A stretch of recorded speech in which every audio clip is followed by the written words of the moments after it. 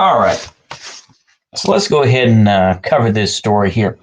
There's a few stories I could have covered, like the Russian troops on the border of Ukraine or this and that.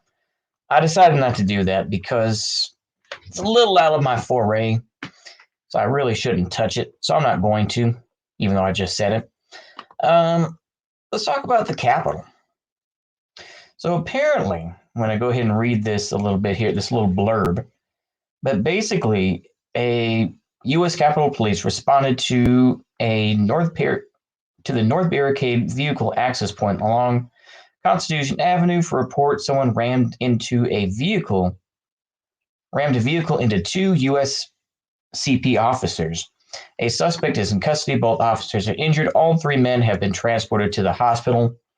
A senior congressional aide and a U.S. Capitol Police source tells CNN that after the driver of the vehicle rammed his car into a barricade on Constitution Avenue, the driver exited the vehicle brandishing a knife. USCP responded, shooting the suspect and taking him into custody. Excuse me. Email from U.S. Capitol Police obtained by CNN confirmed that the sequence of events. The email stated Capitol Police officers shot the suspect after he rammed the barricade and exited holding a knife. The suspect is now in custody, breathing and conscious, transported to the hospital. Both officers were injured, and one is being transported to the hospital by USCP.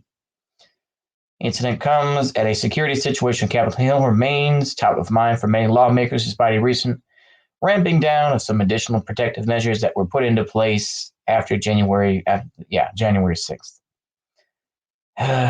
This feels hinky. This feels very hinky. This doesn't feel very right to me.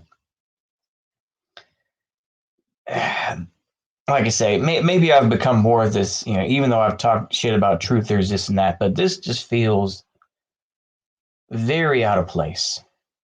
This feels very out of place. You're going to go on a Friday. Bang, we've seen plenty of media where, the barbed wire fences and they're going to keep up this stuff permanently. They're talking of keeping the National Guard in D.C. permanently.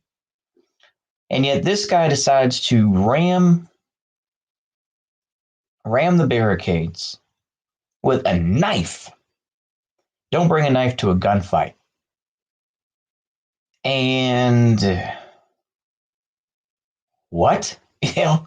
A lot of stuff has, I'm sure that this story will be played up a bit more, but just it feels very out of place. It feels very out of place to me.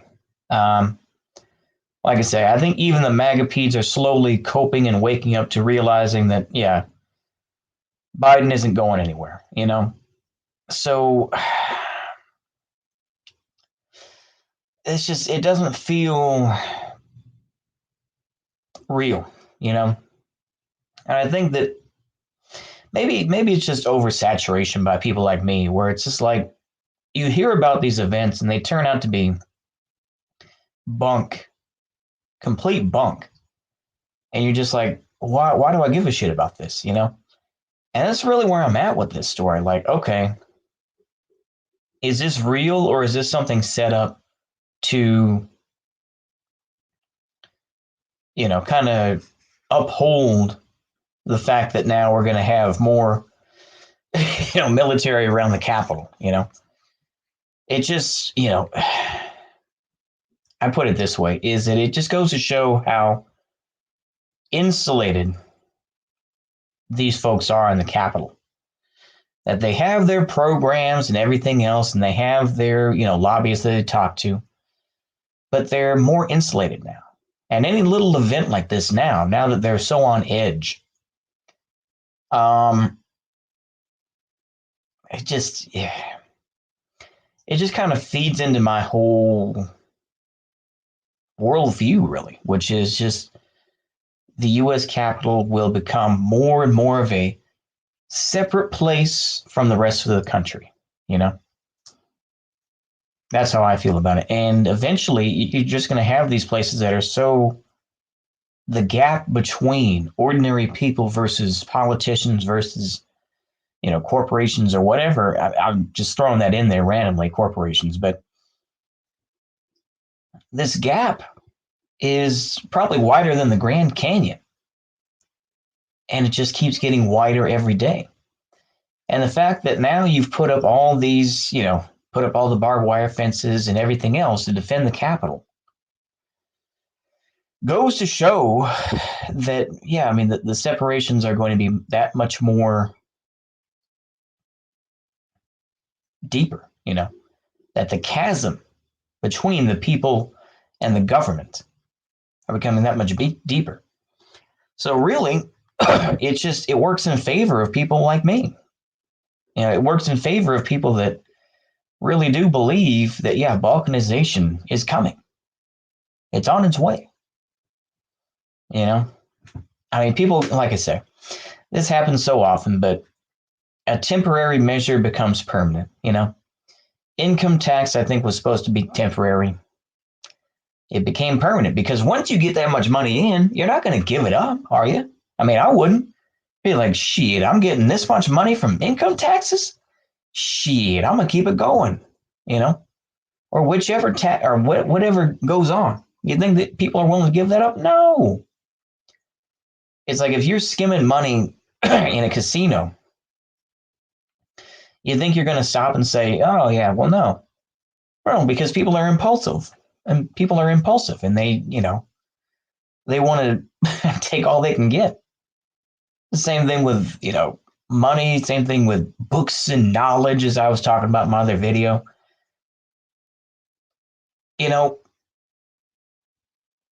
So we see this separation of, well, yeah, it was just supposed to be temporary to have these fences and whatnot. But it then becomes that way permanently. Then you're going to have security checkpoints in Washington, D.C. You're not going to be able to move around as easily. You're going to have much more separation. Pretty soon, I'm sure, people are going to say, well, no, now you're going to have to pay this much money to see the Lincoln Memorial, or you have to pay this much to see the Washington Memorial, the obelisk, and all this other stuff. And say, now you got to pay a fee, or wherever, go to the Smithsonian or whatever the case may be, $20, I mean, hell, I don't know. It could be that way now. I have no idea. But, that's the whole thing, is that people have to find a way to make money. And it's going to de-incentivize people from visiting the Capitol. And it gives people that much more separation between folks, And it's just going to be where, they're so worried about losing it all that they end up just having folks that say, why do we even need this government? They don't want to visit us. They don't want to see us. It kind of creates that whole ivory tower type of thing. Anyway, maybe I'm just being delusional. Please tell me in the comments, what do you think about this? And see you later, and bye-bye.